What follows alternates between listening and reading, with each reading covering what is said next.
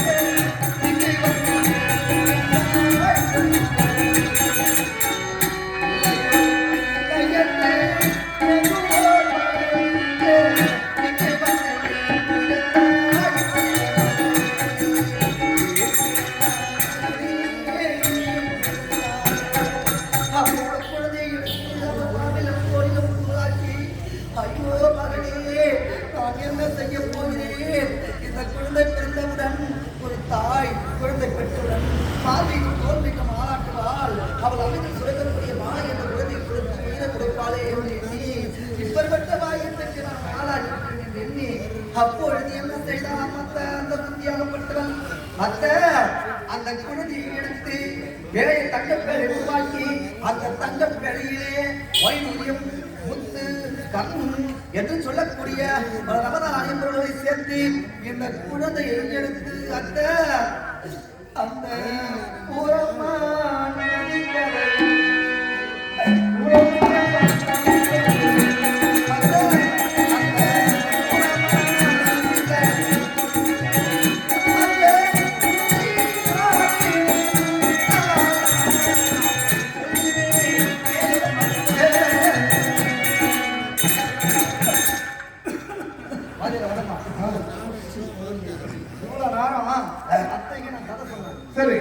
சிரிச்ச முகத்தோட கதையை கேட்டுருந்தாங்க.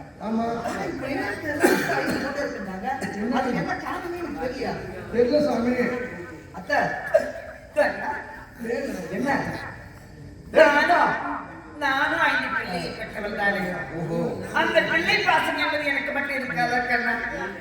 பிள்ளையை பெற்றெடுத்து போறமா நடிக்கரையில் போய்வானா மகனே என்று அனுப்பி வைத்தாள். எனக்கு பொழுது மன வேதனையாக இருக்கிறது கண்ணா. அது என்ன இப்பேற்பட்ட புதுமையான ஒரு தாயை பார்க்க முடியுமா? ஒரு சில பேருக்கு குழந்தைகள் இல்லாமல் எத்தனையோ தாகத்தில் இருந்து கொண்டிருக்கின்றார்கள்.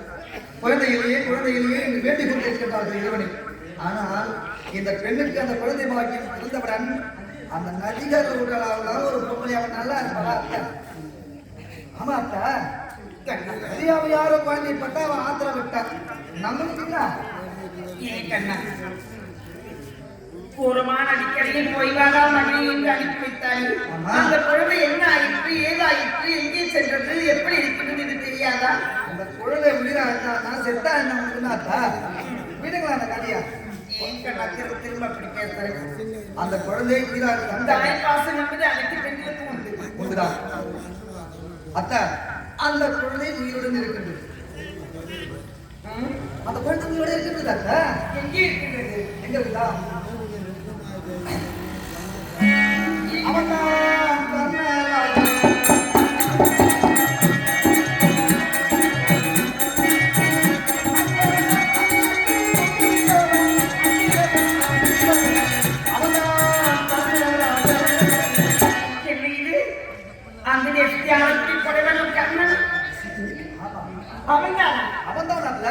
அப்படியா?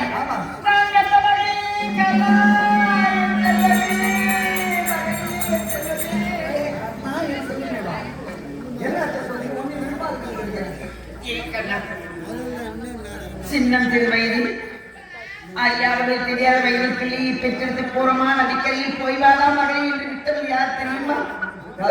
இந்த பாரி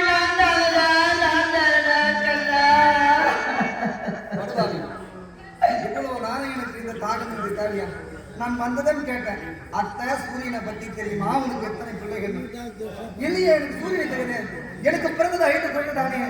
எவ்வளோ நாள் என் கிட்ட வராங்க. எது நம்ம என் பிள்ளையை பார்க்க போறாங்க.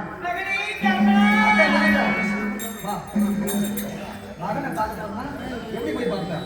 என் பிள்ளையை பார்க்க போறேன். உனக்கு 5 கனி வேண்டுமா, 1 கனி வேண்டுமா?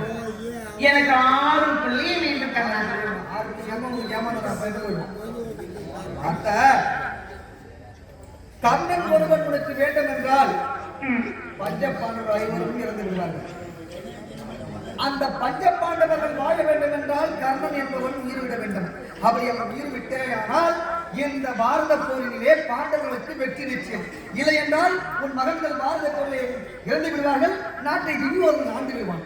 5 பிள்ளைகள் வேண்டும் என்றால் ஒரு பிள்ளையை மறந்து வேண்டும், ஒரு பிள்ளை வேண்டும் என்றால் 5 பிள்ளைகளை மறந்து விட வேண்டும் தெரிவிக்கின்றார்.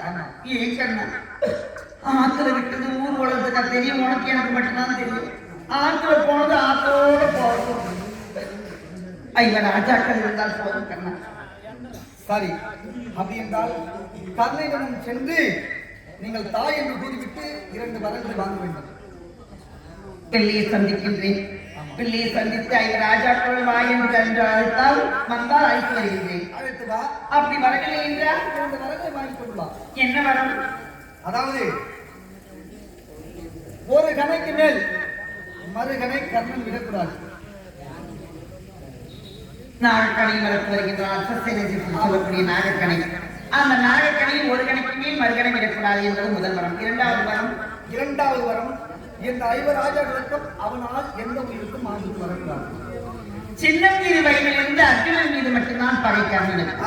பானபிரயோகம் செய்ய வேண்டும் என்றால் அர்ஜுனன் மீது மட்டும்தான் பானபிரயோகம் செய்ய வேண்டும், மற்ற நாதன் மீது பானபிரயோகம் செய்யக்கூடாது.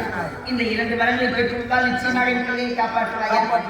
நிச்சயமாக நிச்சயமாக.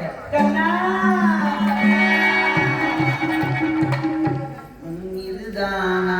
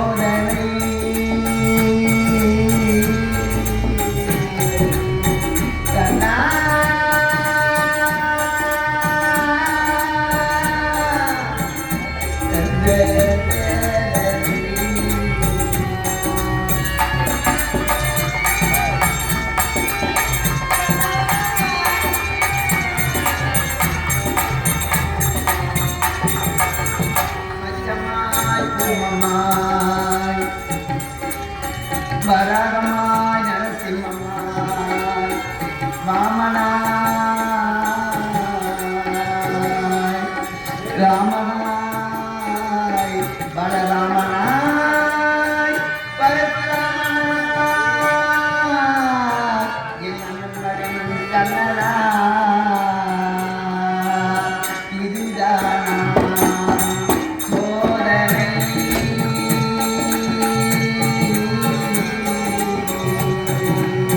கண்ணா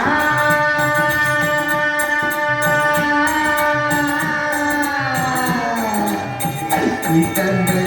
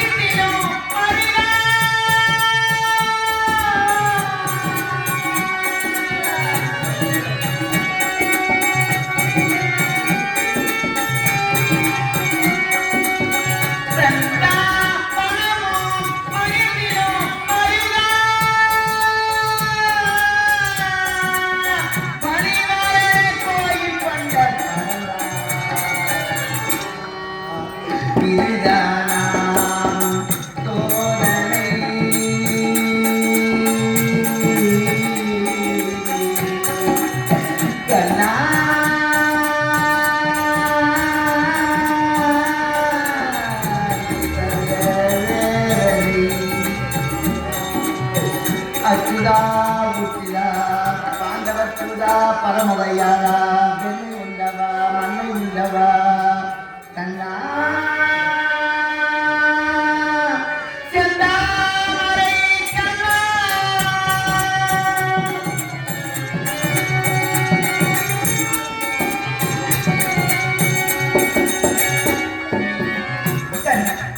நீ தெரிவிக்க வேண்டும் அந்த தேசம் செல்கின்றேன் என் பிள்ளையை அழைத்து வந்தால் அழைத்து வருகின்றேன் அப்படி என்றால் இந்த வரங்களை பெற்று வருகிறேன் அத்தை கண்ணனிலிருந்து சென்று கொண்டிருக்கின்றார் வெள்ளை பிறந்ததே இல்லை என்று ஏமாற்றிய ஆகினால இவளை பின்தொடர்ந்தே செல்ல வேண்டும். ஏன்னா துல்லாபாசத்துல இவ எது செய்தாலும் செய்வாள். பின்தொடர்ந்து நோக்கி செல்கின்றேன்.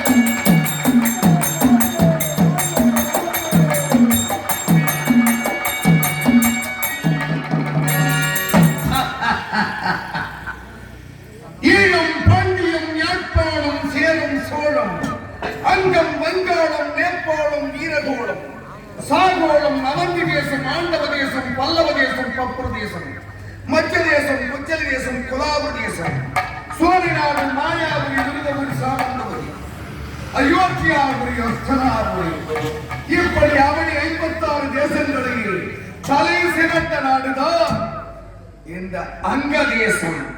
இந்த அங்க தேசத்தை மாடு கட்டி போரடித்தால் மாளாது சென்றதென்று ஆடு கட்டி போரடிக்கும் இந்த அழகான அங்க தேசத்தை சீரும் சிறப்புமாக பரப்புயர நீர் உயரும், நீர் உயர நெல் உயரும், நெல் உயர குடி உயரும், குடி உயர கோல் உயரும், கோல் உயர கோல் உயர்வான் என்ற முதுமொழிப்படி நாரில் ஒரு கடமை வாங்கி மக்களுக்கு எந்தவித குறைவும் இல்லாமல் சிறப்பாக நல்லாட்சி புரிந்து வருகின்றான். என் பெயர் கண்ணன். கண்ணன்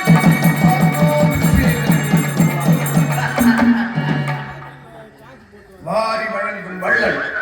யார் எதை கேட்டாலும் இல்லை என்று சொல்லாமல் தான தர்மங்கள் செய்யக்கூடிய வள்ளல் கர்ணன் கர்ணவகாராஜன் என்று எல்லோரும் சொல்லுவார்கள். ஆனால் என்னை முன்னே போகவிட்டு பின்னே என்னை தூற்றுபவர்கள் ஏராளம் ஏராளம் ஏராளம். முன்னே போற்றுவார் பல பேர், பின்னே என்னை தூற்றுபவர்கள் சில பேர். எப்படி இந்த கர்ணாபிஷேகம் கொடை வழிகள். ஆனால் இந்த கர்ணன் தேரோட்டி மகன் இழிகுலத்தோம். அப்படி சூத புத்திரன்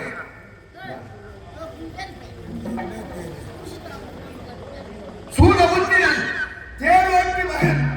இப்படி எல்லாம் என்னை ஏளனமாக என்னை மக்கள் முன்னே விட்டு பின்னே சொல்லுவதை என் காதிலே கேட்கும் பொழுது இறைவா, என்னை பெற்றவளே, ஏன் என்னை ஆற்றில் ஒரு பெட்டியில் வைத்து விட்டு விட்டாய்? ஏன் இப்படி செய்தாய்? அப்படி என்று என் உள்ளத்திலே கொதிக்கும் குமுறல்கள் எத்தனையோ எத்தனையோ. அப்படி என்னை, அதாவது நான் வானத்தில் இருந்து வந்து விழுந்து விட்டேனா பூமியிலே, அல்லது பூமியில் இருந்து நிலைத்து விட்டேனா, அல்லது வானத்தில் இருந்து குதித்து விட்டேனா? நானும் ஒரு தாய் வயிற்றில் தானே பிறந்திருக்க வேண்டும். என் தாயார் என்னை பெற்றவையா எனக்கு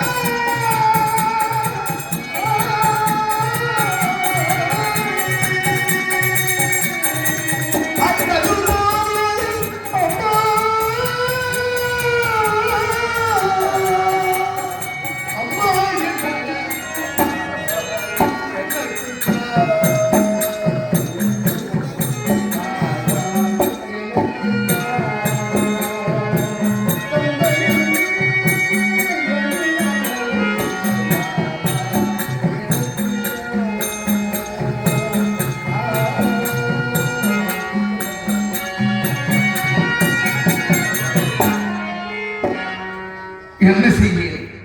என்னை பெற்றவள் யார் என்று இதுநாள் வரையும் தெரியாமலே தவித்துக் கொண்டிருந்தேன். யார் என்னை பெற்றால் யார் என்னை பெற்றால் யார் என்னை பெற்றால் இன்னும் அது சந்தேக பார்வையாகத்தான் இருக்கிறது. என் தாயை கண்டுபிடிக்கும் வரையிலும் என் உள்ளம் ஓயாது ஓயாது. மன்னாதி மன்னனாக வாழ்ந்து என்ன பயன்?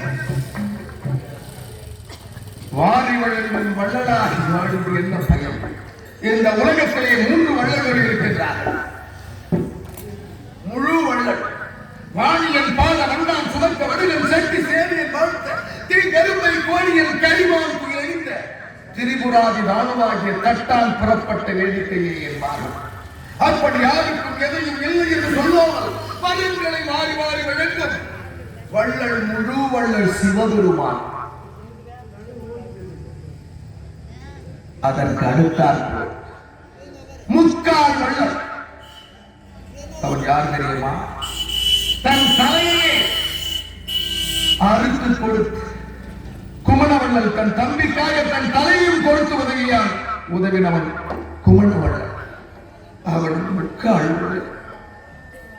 ஆனால் இந்த கண்ணன் எப்பேற்பட்ட வள்ளல் தெரியுமா? கால் வள்ளல். யார் எதை கேட்டாலும் இல்லை என்று சொல்லாமல் வழங்கக்கூடியவன் இந்த கர்ணாபிஷேகன் கால் வள்ளல். வள்ளல் பட்டதிருந்து என்ன பயம்? தாயை கண்டுபிடிக்க முடியவில்லை. ஆனால் நேற்றைய தினத்திலே கண்ண பரமாத்மா கிருஷ்ண பரமாத்மா என்னுடைய நண்பன் தம்பி துரியோதனன் அவைக்கு தூதாக வந்தார் பாண்டவர்களுக்கு வாதம் கேட்க. ஆனால் துரியோதனன் நாடாண்டவர் நாடே காடாண்டவர் காடே, நான் பாண்டவருக்கு வாதம் கொடுக்க மாட்டேன், ஊசி நாட்டக்கூட இடம் கொடுக்க மாட்டேன், நீ உட்காரக்கூட இடம் கொடுக்க மாட்டேன் என்று சொல்லிவிட்டார்.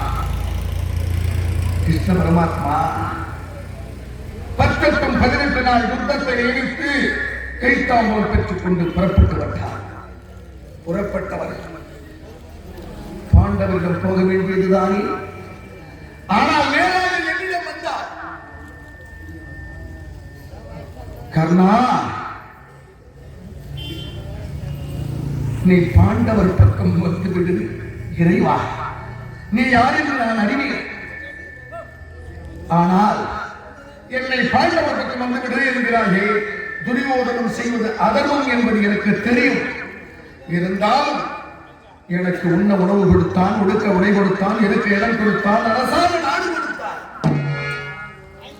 ஆனால் அதர்மத்தின் பக்கம் தான் இருக்கிறேன் என்று எனக்கு நன்றாக தெரியும். ஏன் என்னை எப்படி அழைக்கிறீர்கள் என்று கேட்டேன். உன்னை பெற்ற தாய் யார், உன்னை பெற்ற தாய் யார் என்று இதுநாள் வரையிலும் கேட்டுக் கொண்டிருந்தாயே. உன்னை பெற்ற தாய் பாண்டவர்களை பெற்ற குந்திதேவி என்று என்னிடம் கூறினார். ஆனால் நான் அதை கண்டு சிரிப்பதா, உள்ளம் மகிழ்ச்சி அடைவதா, இல்லை அழுவதா என்று எனக்கு தெரியவே.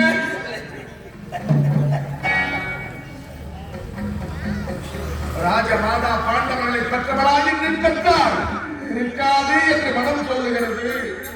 கண்ணன் பொய் சொல்ல மாட்டான் என்று உள்ளம் சொல்லுகிறது. ஒருவேளை துரியோதனனிடமிருந்து என்னை பிரிப்பதற்கு அந்த கிருஷ்ணன் செய்யும் சூழ்ச்சியோ, அப்படியே என்னை அவன் பெற்றிருந்தால் உண்ட வீட்டுக்கு ரெண்டகம் செய்ய மாட்டேன் கண்ணா. அப்படி என்று நான் கிருஷ்ணனிடம் சொல்லி அனுப்பிவிட்டேன். அதிலிருந்து என் மனம் சஞ்சலப்பட்டுக் கொண்டே இருக்கிறது. தாயா, என் தாயா என்று அறிய என் உள்ளம் துடித்துக் கொண்டே இருக்கிறது. கிருஷ்ணன் சொல்வது உண்மை என்று ஒரு உள்ளம் சொல்லுகிறது. ஒருவேளை பொய்யாக கூட இருக்கலாம், அப்படி என்று வெளி உள்ளம் சொல்கிறது. என்ன செய்வேன்? இருதலைக்குள் எறும்பு போல துடிக்கிறேனே, ஆனால் இழைத்த மெழுகு போல உணர்கின்றேனே, புழுவாய் துடிக்கின்றேனே. இதற்கெல்லாம் அந்த இறைவன் தான் பதில் சொல்ல வேண்டும். அதோ சேவகன் ஓடிக்கொண்டு வருகிறார். யார் என்று பார்க்கலாம்.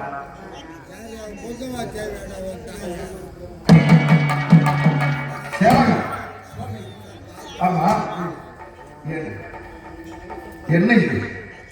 யாரோ வந்திருக்கிறார்கள், யார் என்று பார்.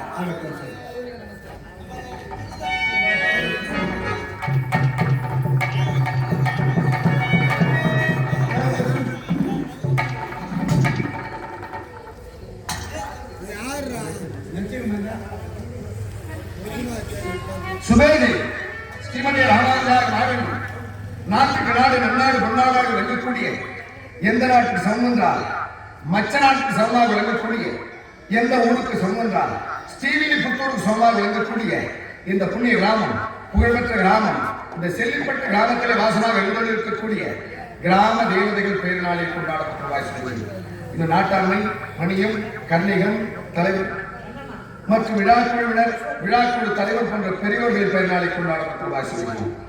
இன்னும் இதே செல்லிப்பட்டு கிராமத்தில் வாசமாக எழுந்திருக்கக்கூடிய தமிழ்நாடு மின்சார வாரியத்திலே வணிக ஆய்வாளராக ஓய்வு பெற்ற, வணிக ஆய்வாளராக பணி செய்து ஓய்வு பெற்ற பி. பத்மநாபன் என்று சொல்லக்கூடிய ஐயா அவர்கள் விழுப்புரம் மாவட்டம் வானூர் வட்டம் எறையூர் கிராமம் ஸ்ரீ முத்தமி நாடகமன்றம், இந்த முத்தமி நாடகமன்றத்தின் உரிமையாளர் சிறுவன் மா வேலுமுருகன் அடியருக்காக 100 ரூபாய் வாரி வழங்கியுள்ளார்கள். அவர்கள் குடும்பம் என்றென்றும் ஆள்வோல் தடைப்பு, அருவோல் வேரோடு, மூங்கில் ஒரு சியாது வாழ்வாங்கு வாழ வேண்டும் என்று இறைவனை பிரார்த்திக்கிறேன்.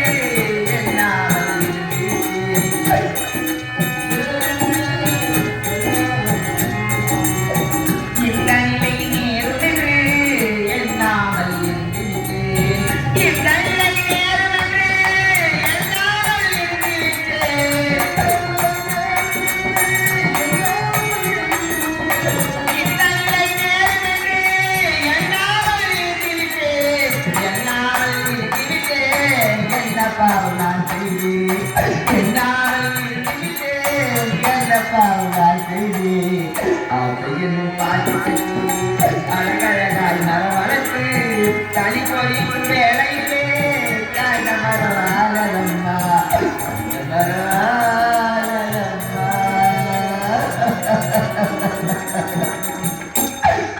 அங்கு தேசம் வந்துவிட்டோம். அங்கு தேசத்திலே கர்ணனுடைய சபையில் யார் மட்டும் இல்லையா? ஐயா வணக்கம் ஐயா. உங்கள் மன்னர் இருக்கின்றாரா? அவரை பார்ப்பதற்காக வயதான ஒரு முதியவர் வந்திருக்கிறார் என்று சொல்லியிருப்பார். கமலா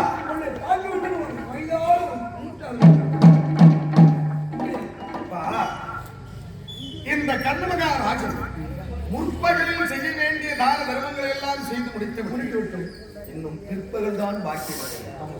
ஆனால் இந்த வேளையிலே யாரோ ஒரு அம்மையார் பார்த்து கொண்டு இருக்கணுமா? ஏனென்றால் தான தர்மம் முடித்து விட்டதே இந்த தருணத்தில் சென்றால் நமக்கு தான தர்மங்கள் கர்ணமகாராஜன் கொடுப்பாரோ கொடுக்க மாட்டாரோ அப்படி என்று வந்திருக்கிறார். என்ன பிற்பகலில் என்றால் சிறிது நேரம் ஓய்வெடுத்து விட்டு பிறகு வரலாம் என்று நினைத்திருந்தேன். இருந்தாலும் தானம் கேட்க வந்தவர்களை நாம் காத்து வைத்துக் கூடாது. ஆகையினாலே அது சீக்கிரமாக அடித்து வாருங்கள். அம்மா அப்படியா?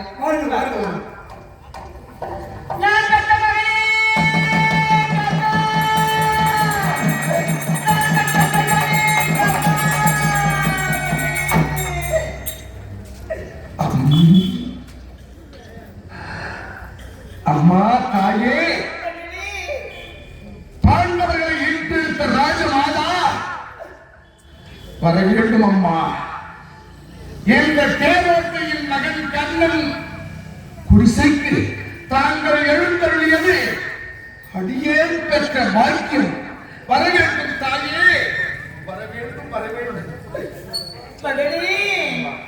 ஆசனத்தில் அம்மா என்று நான் தங்களை பொதுவாக அழைக்கலாம் அல்லவா?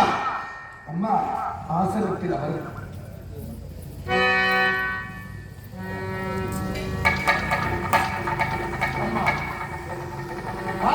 நீங்கள் தாயாக இருந்தாலும் அனைவருக்கும் தாய்மாரி அடியே கர்ணாபிஷேகம் வணக்கம் செய்கிறேன். மகனே, உன்னை பெற்றது நான் தானடா மகனே கண்ணா.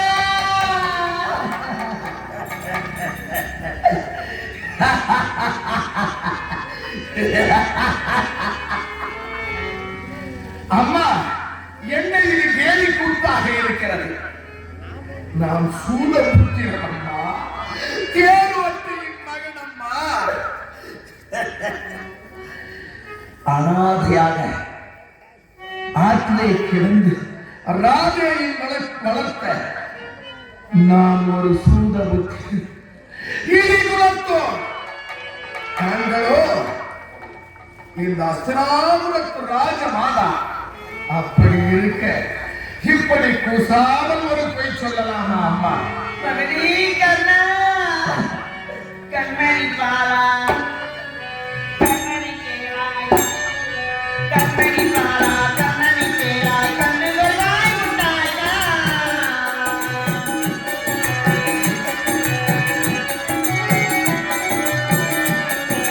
கண்மணி பாலா, கண்மணி கேளாய், கண்ணுகளாய் உண்டாயா. இந்த உண்மையை சொல்ல உன்னிடமன்றி கொடுப்பாய் மகனே. கண்மணி பாலா, கண்மணி கேளாய், கண்ணுகளாய் உண்டாயா. மகனே, உன்னை பெற்றவள் நான் தான். உன்னை பாய் நான் தானடா மகனே, நான் தானடா என் செல்லமே. அம்மா, மகனே, என் தாய் நீங்கள் என்று சொல்லுகிறீர்கள். எனக்கு சந்தோஷம்தான். இருந்தாலும் எய்தவன் இருக்க அம்பை நோவாடி தாங்கள் ஏதோ ஒரு காரணத்திற்காகத்தான் என்னை மகன் என்று சொல்லி வந்திருக்கின்றீர்கள் என்று நினைக்கின்றேன். ஆனால் அம்மா, ஒரு காலத்திலே என் தாய் யார் என்று கண்டுபிடிக்க வேண்டும் என்று நாடு முழுக்க தந்தோரா. நாட்டில் உள்ளவர்கள் எல்லாம் நான் தான் என் தாய், நான் தான் உன் தாய், நான் தான் உன் தாய் என்று எத்தனையோ பேர்கள் வந்தார்கள். என் தாய் உத்தமி, அவள் என்னை பெட்டியில் என்னை ஒரு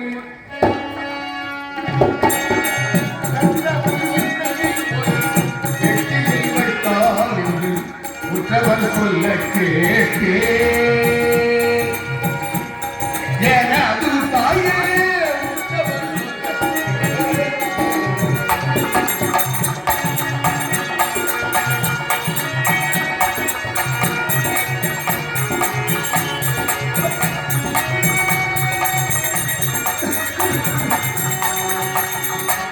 அம்மா அஸ்ராபுரத்து மாமன்னர் திருவராட்டினர் அவருக்கு தேரோட்டக்கூடி ராதியனும் அவருடைய மனைவியும் அதிகாலை வேளையில் கங்கை நதிக்கரைக்கு செல்லுவார்களாம். நடக்கும் போது ஒரு நாள் தூரத்தில் ஒரு பெட்டி நிகழ்ந்து கொண்டு வந்தது ஆற்றில். அந்த பெட்டியை ராதியர் நீந்திக் கொண்டு போய் எடுத்து வந்தார்கள். வெகு நாட்களாக குழந்தை இல்லாத அவருக்கு அந்த பெட்டியை திறந்து பார்த்தவுடனே அழகான ஒரு ஆண் குழந்தை, கோடி கோடி சூரிய பிரகாசம் பொருந்திய ஒரு ஆண் குழந்தை அதில் கிடக்க அந்த குழந்தையை பார்த்தவுடனே சந்தோஷப்பட்டாராம். என்னை பெற்றவள் என்னை ஒரு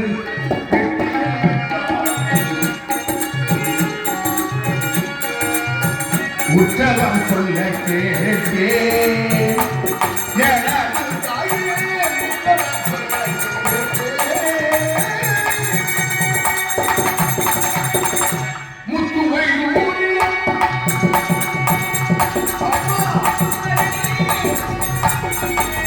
முத்துவை ஊழியமும்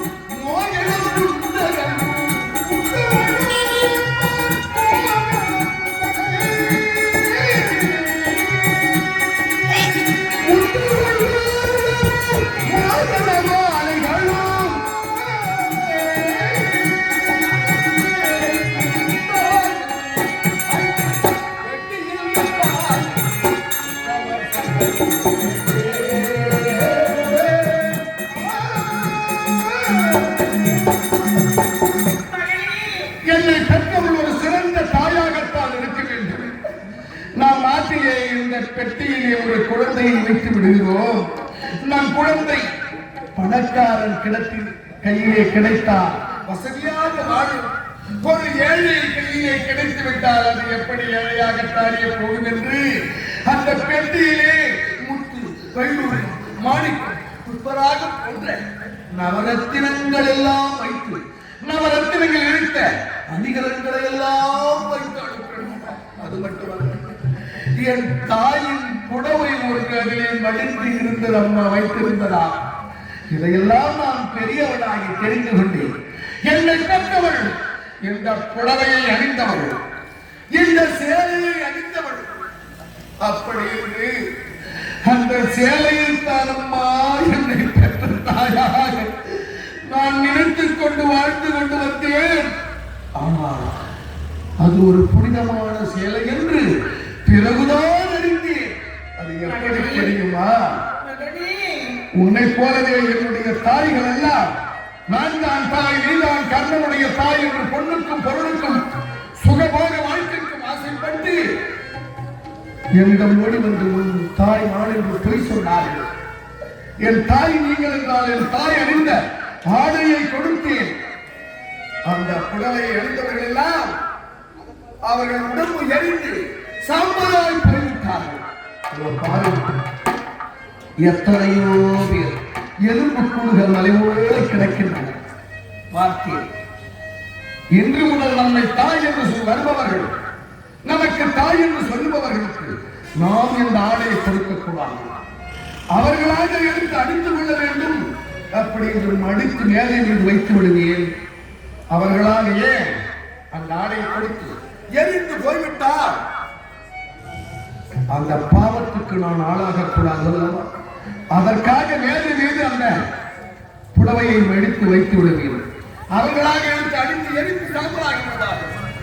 அந்த நிலை உங்களுக்கு வர வேண்டாம் தாயே. மகனே, நீங்கள் அப்படி இருந்து விட்டால் உன் பிள்ளைகள் 5 பேரும் இருந்து விடுவார்கள்.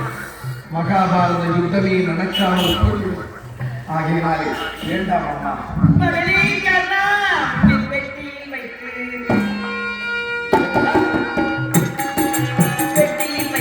பட்டுளை வைத்து கங்கையில் விட்டவன்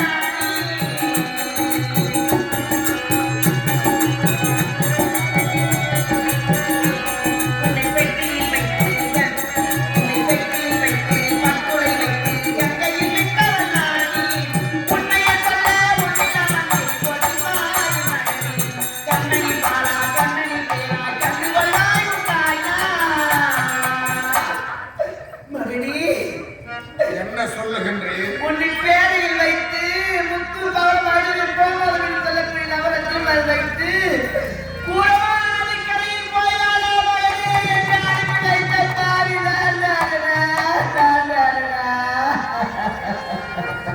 அம்மா, மறுபடியும் உங்களை எச்சரிக்கிறேன். நீங்கள் என் தாய் என்பது உண்மையானால் அந்த ஆடையை நீங்கள் அணிந்து கொள்ள வேண்டும். அப்படி அணிந்து கொண்டு அதிலே உயிர் விளைத்தால் என்னை பெற்ற தாய் என்று ஒப்புக் கொள்ளுகிறேன். அவர்கள் எல்லாம் பொன்னுடன் இருக்கக்கூடிய பொண்ணுக்கும் பொருளுக்கும் ஆசைப்பட்டு வந்த போலி தாய்மார்கள். உன்னை பெற்றவள் நான் தான். சந்தேகம் இருந்தாலும் சந்தேகத்தை தீர்த்துக் கொள் மகனே. அப்படியா? யாரெங்கே? அங்கே மடித்து வைத்து விடுங்கள். அவர்களே எனக்கு அணிந்து கொள்ளட்டும். இறைவா, இறைவா, தாயே ஆகட்டும். என்னை ஆச்சரியம். தூர்வாசல் கொடுத்த அந்த மந்திரத்தை பரிசோதிக்க வேண்டும் சின்னம் திருவழியில் பரிசோதித்தேன். ஆடவனை தோன்றி இந்த அக்னியானை வைத்துதான் பெரிய பெண்ணாக பருவமடைந்தேன். அதே அக்னியானை இந்த அக்னியானை எடுத்து கொடுத்தினால்தான் உண்மையான தாய் என்று என் மகன் கர்ணன் நம்புவான்.